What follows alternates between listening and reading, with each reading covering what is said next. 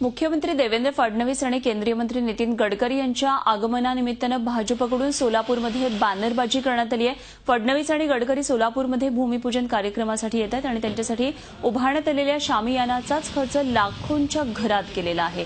दुष्काळग्रस्तांच्या जखमेवर मीठ चोळण्याचा हा प्रकार असल्याची टीका यावरून होतीये।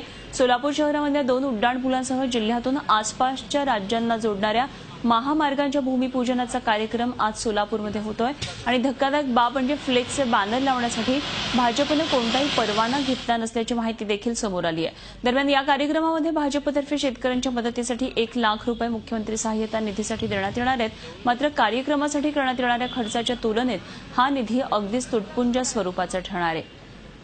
या कार्यक्रमाबाबत नाराजी व्यक्त केलेली आहे। काँग्रेसनं हे सरकार केवळ मार्केटिंग करणारं सरकार असल्याची टीका त्यांनी केली आहे।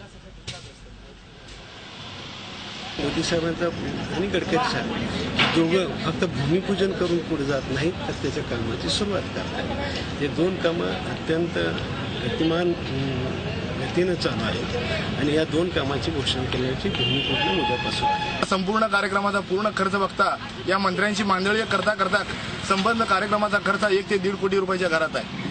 एका अर्थानं सोलापूर जिल्ह्यामध्ये दुष्काळ असताना पाणी नसताना एकीकडे जनावरं उपाशी मरतायत, दुसरीकडे माणसं होरपळून मरतायत आणि एकीकडे 1-1.5 कोटी रुपये खर्च करताय। खऱ्या अर्थानं हे भारतीय जनता पार्टीचं सरकार संवेदनशून्य सरकार आहे।